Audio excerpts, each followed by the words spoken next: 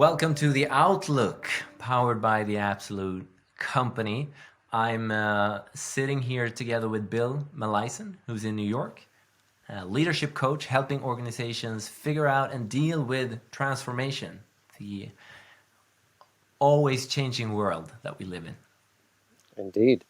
And I'm sitting here with Nils von Heijne, holistic coach, who also helps organizations think about their place in the world and runs various businesses focused on trying to impact the world positively and drive social change.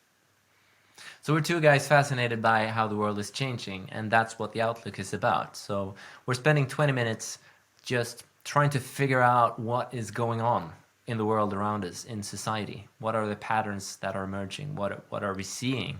And what do we think that will mean for us as individual human beings, but also for our organizations and society at large? So let's just head straight into it. Bill, what are you currently seeing? What do you think is going on in the world around us? What's alive for you? It's a big question. One of the biggest themes that has come up over and over again since the pandemic hit is this tension between chaos and control. And so I think we've gone from a world where people had the ability to control, for the most part, their environment, right? We had become masters of being able to control our businesses, our lives, or at least we had the illusion of that. And the pandemic came along and said, haha, no more ability to control. We are going to throw the chessboard up entirely. And so I'm seeing companies and individuals really have to deal with their inability to control all of the things that they used to control. I was talking to a good friend the other day, an Irish guy who is a great storyteller and an artist. And he was talking about how he was impacted.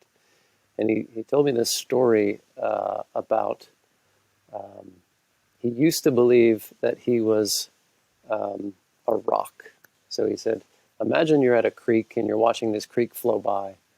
And he says, I always really got value out of being the rock. I will be stable and sturdy and certain. He says, this year I've found out that I can no longer be the rock. Instead, I'm trying to be the river, where I can't control all of this stuff anymore. So I need to just flow and move with whatever comes up. And it's a changing of control. So control for the rock means stability, certainty, holding on to your core. And control in the river is being able to flow with what comes. So that's one of the big themes that I've been playing with this year. Fascinating. So I'm seeing similar things quite naturally. What I'm seeing is I don't think the pandemic in itself is what started this. I think we were already in this sort of shifting paradigm where things we have this exponential rate of change. We have this sort of massively expanding world in a sense, and this overflow of information. So for a while, I've been seeing that we are in this state of a space which is impossible to control. And then the pandemic curveball came in to just make that even more. It was the last rock on top. Yeah. Yeah. And to me, it's what you're saying about the river and the rock. To me, that one aspect of that is looking at whatever we're doing. If I'm looking at my own personal experience of life, my own sort of life trajectory, or the organization that I'm in, as we've been so focused on results, on planning, on controlling where are we heading and when have we succeeded. And that to me is the rock. And now it's all about process. Now it's just river. That's it. Yeah, exactly. Outcomes versus what process. does this mean for us? What is this leading to? What are you seeing? I mean, I think it's a massive transformation, because if you really think about that metaphor, it's a paradigm shift. It's a paradigm shift from the old industrial mechanistic model where we are the watchmakers, if you will, who are tweaking all of the knobs and the dials to get our predictable known outcomes. So it's shifting from that, the watchmaker to the gardener, where you have some control over things, but you have control over process. But you have to be in relationship now to all of the other factors that come into play. So you have to be in relationship with the natural cycles. You have to be in relationship with light and sun. You have to be in relationship with the other organisms in your garden that you're trying to cultivate a symbiosis with. So that's a metaphor I've been using with clients is, what does it look like for your business to shift from being the watchmaker to the gardener? So to me, that seems like a shift from planning to listening. Mm-hmm. To listening to whatever is going on, and not just around us, but also within us. There are so many expressions of this shifting paradigm in society. You can look at organizations as one element. You can also look at the individual's journey, where we're sort of quickly in certain parts of the world moving into the transformation economy, where my own personal growth and development and my own inner well-being and listening inwards through meditation, yoga, all of these trends that are exploding is happening quite fast and quite rapidly. And there's something about, we've been really, at least in my mind, we've been really focused on what, like, what are we doing? What are you doing? What am I doing? What is this organization doing? What is this society doing? And now with us falling into the river and no longer being able to stay as a rock, it's the what is impossible to foresee. The same with the garden. We don't know what will grow up exactly. It's more, once again, the process. It's more the how. Like, how am I doing things when everything is chaotic and I don't know where we're headed or what's going to happen? The only thing I can actually have some sort of control, or at least the experience of control of, is how I'm doing it. What is my approach to this, and what is our approach to this as an organization? Yes. Yeah, exactly. So I think there's two key things here, to focus on the process over outcomes, which again is a really big shift for organizations and for people. I think we're coming from a world in which the outcomes meant everything. And you look at our compensation structures are aligned for that. Our sort of psychology is aligned for that. The way that we talk about things is very outcome focused, right? Our incessant focus on productivity has shifted from a qualitative nature to a real quantitative nature. I think that's because we become masters of our tools. So we have all of this data and all of these tools that can tell us, how many steps. Take an individual. How many steps did you walk today? What was your VO2 max? All of these metrics, right? They're useful, but without the qualitative edge of, like, did it make you happier? Do you feel healthier? Do you have more well-being? These are more qualitative measures. So I think that's a big shift. I also think something that's really intriguing is a shift from individualism to ecosystem, right? And so the realization that, whatever my pursuit is, it's connected to other people. Whatever our pursuit is as a company, it's connected to the other organizations that are in our ecosystem. And we have to figure out how we can play together. And I think in the future, the organizations that are going to thrive are going to be the organizations that manage the ecosystem. They'll be the organizations that create opportunities for other players in their space. So this is fascinating, and we're already starting to see this. It's in two ways we're seeing it. I'm seeing more what used to be competitors, or at least close to competitors, actually now collaborating in new ways and finding new partnerships. One concrete example is actually what the Absolute company is doing together with Carlsberg and the Coca-Cola company and a bunch of others, where they're coming together to develop new types of paper-based bottles, basically, as a collaboration, sort of across company borders. I think that's just one simple example. Also, what I'm seeing is this increasing interest around the world in indigenous culture, where indigenous culture really represent this, living in synergy with the ecosystem, with nature.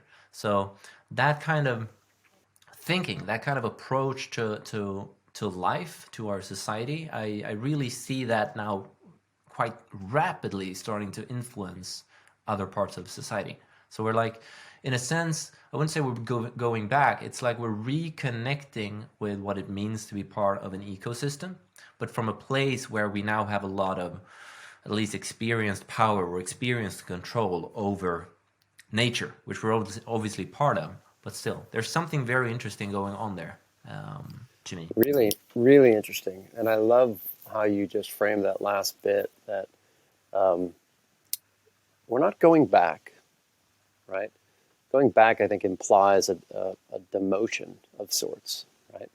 And it also implies that to go back, in a way, we give up all of the things that we've learned. So I really liked how you stated it as a rediscovering. And if you notice, like, the world has a whole bunch of re-themes. So reimagine, regenerate, Recycle. rediscover, recycle. I keep seeing these themes everywhere. So there's a zeitgeist around that. But I think it's quite important, the way that you framed it. I see it as a sort of a spiral. We're circling back, but we're doing it at a higher level, right? So we're not circling back down. We're not going to be necessarily going back to cook in clay ovens, but we might go back and to look at the knowledge of how did indigenous people commune with nature, and what can we learn from that, and how do we put that into our modern system. So it's this real synergy. It's interesting also because it mimics what I'm seeing in the personal journey as a human being, and sort of the trends and the shift that is happening there as well, with this sort of increased focus on the inner self and the inner exploration, and a shift in definition of success, which obviously hasn't hit all of the world yet by any means, but still there is and sort of the what you could be calling maybe the forefront or the forerunners of where society is headed, the shift from success meaning, social status, fame, and a lot of money, to now it's sort of moved through freedom, to now more like I'm a whole human being, I'm aligned with my path and my purpose, and I've healed sort of every aspect of myself, and I can live a fulfilling life. That to me is really interconnected with this shift that we're seeing in society at large, because what it means is that myself as an individual finds a way to function better in my ecosystem. So I'm more connected with myself and the outside world, which means I'm playing my part in my ecosystem just a little bit better. Myself as a piece of the puzzle or a cell in the organism functions a little bit better. And when a lot of cells starts functioning a bit better, the entire organism sort of has a potential to upgrade and heal and align even further. I love it. Yeah. One of the things I've been doing with folks that I work with is role definition. Is this rediscovering and reimagining of what is your roles, plural? Like, what are the roles that you play on this team? What are the roles that you play in this organization? What are the roles that this organization plays in its ecosystem? And it's been a really fruitful exploration to do with people, because the way we define it is a role has to have a purpose. And so you've got to reflect on, why does this exist? What is this role attempting to do? And that purpose isn't quantitative. It isn't, achieve 10% growth in sales. Well, why do you want to achieve 10% growth? Like, there's a purpose behind it that we explore. But what's really interesting is anytime you go to define a role, you end up back at this idea that, well, the role is connected to others. So who are you in relation to some other thing? So there's always this bringing back of in relation to. So there's this ecosystem approach emerging. There's this sort of inner exploration emerging, both in individuals and I would say in organizations as well, where it's more about process and listening and figuring out who am I as an individual, who am I as an organization in the ecosystem, and understanding that in order for me to thrive and survive, I need to add a lot of value to the ecosystem. It's not about taking. That's sort of the no longer sustainable approach, which is I becoming need to, very apparent in all yeah, aspects. I need to know So how to play my role really well. yeah, so that leads me. I'm sitting with curiosity around like hands-on for the individual, for the organization, living through this time of human history. What is becoming important here? What are we seeing any hands-on approaches that seem to be working? What are you experiencing in terms of that? Where do you think we're headed from that perspective? Well, there's a couple of key. Sorry, there's a loud snowplow coming in the background, but it's how it's such as the times now. We get to see a window into each other's world. Um, we're going to hit some of the themes that we've already hit, but um, one of the things I'm really seeing is people reflecting on what does it mean to contribute, right? So what is it that I'm trying to add to some whole? And so first there's an exploration of what's the whole that I'm trying to add to, right? What's my garden, if you will. And then another reflection is what are the different roles that I need to play in order to help this holistic system thrive. The other thing that we've done a lot of work on is getting people out of just the quantitative and into the qualitative. So I'm recalling Deming. It says like you absolutely have to measure things, and the most important things can't be measured. So he introduces this concept, and he's talking about like management, but his philosophy of profound knowledge. He introduces a core paradox: is you absolutely have to measure. If you're not measuring something, then you don't know if there's been any improvement. And don't get stuck in just measuring the quantitative. It's the qualitative that matter. He called them intangibles. It's the intangibles in a life, in a business, in an ecosystem that are the most important things. So sort of circling back to your initial analogy about the rock and the river,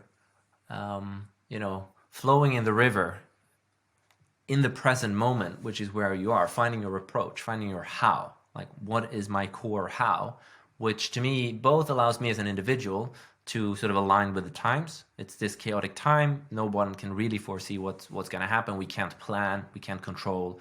So all I can do is sit with my how, find my approach to this present moment. And in that, at least the way I'm seeing it, it allows me to connect with who I am more deeply in the present moment. And then from there measure, see what is happening. Potentially there's something around that sort of interplay of I can't measure the core things, the core aspects of myself. That won't give me the answer of who I am as an individual or in an organization in this ecosystem. But yet I have to measure to sort of explore it, to figure it out, to see where we're headed, to help each other understand where we're headed in a better way. Yeah, and I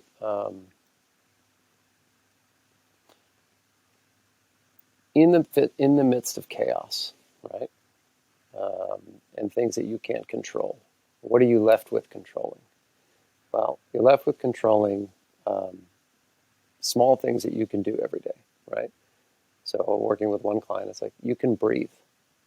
In the midst of the chaos, you can stop and you can breathe. Right? In the midst of the chaos, you can commit to meditating. And if you do that on a regular basis, and that's your process, you keep going back to process and craft, right? Then the idea there is you'll become the river. You'll be able to flow with whatever comes. Because after a month, after 2 months, after 6 months, you'll become very good at breathing and meditating. And you'll become very good at handling more chaos, right? You'll increase your bandwidth in the ability to manage chaos. Another thing that I think you can control is what you value. So a lot of work we've been doing with organizations is forcing them to reflect and say, what do you really value? And there's a disconnect often. There's what you say you value, and then there's the behaviors that you have. And so we try to cause that reflection of people to say, well, you say these, let's look at what you do. And then let's look at the gap, right? That's the integrity gap. If you say that you're about the environment, but you are producing a lot of plastic, you're out of integrity, right? And an important piece I think we talk with clients about is not shaming people, but just acknowledging and having the awareness of, okay, we're out of integrity. This is like shadow integration work, right? In the personal space, you don't feel shame about the shadow. You let the shadow in, you acknowledge the shadow so that you can work with it and integrate it. So as it pertains to an organization, it's saying, what are our shadows? Yeah, we produce too much plastic. Okay. Let's not try to reject that. Let's integrate that and see how we might work with it so that we can shape it and form it into something more productive and positive. So what I'm hearing here and noticing myself as we're sort of rounding this conversation off is I'm seeing that what you're just describing, the shadow work for organizations as a core element of this, the insight that in increasing complexity and chaos, the simplistic approach, finding the core of yourself, of your organization, becomes key, because that's all we can actually work with here. And in that, in finding my breath, my meditation, my presence, my core values, that allows me to really connect with myself as an individual and as an organization. And that's also sort of the foundation for deeper relationships. If you just look between humans, when we do that, when we breathe together, meditate together, and share our core values, we form these really strong bonds, right? So just imagine when organizations start actually doing that at a higher level, the collaborations that we can start having in this world that has been so characterized by competition can potentially finally start moving into collaboration and synergy. Yeah. Yeah, I think you nailed it. And I don't know why this comes to mind, but the idea of finite games and infinite games. And competition is very much a finite game space, right? Like we map the playing field and we put the scoreboard up and I go, okay, Nils, let's go. I'm going to score more than you, right? And that's fine. We can play those games. But over time, they start to become less interesting. Like think of a tic-tac-toe game that you just keep playing over. It just gets boring. But an infinite game, right, is more a space of improv in which we come in and we go, let's play together. And the point of the infinite game is to just continue to create more things and to see what's next. Wow. Oh, we created this collaboration together. That was really cool. We created this other collaboration together. That didn't work, but it was fun to do. So that's what comes up when you talk about it in that way. It's like, that might be the big shift, right? Yeah. Is to move to seeing the world in how do we get to play infinite game space, where the game isn't necessarily competition, right? The game is, let's see what amazing things we can create together. It's co-creation. So if we were to, or if I asked you to wrap this first conversation, the outlook, up with a few words, well, what sort of, what's striking to you right now? What are you checking out with from this conversation? Yeah, we covered a lot of territory, so there's a lot of things. I like the metaphor of sit with the idea of what it might mean for you to shift from being the rock to the river. And then I also like the paradox of holding paradox and what it might mean for you to shift from focusing on only quantitative things,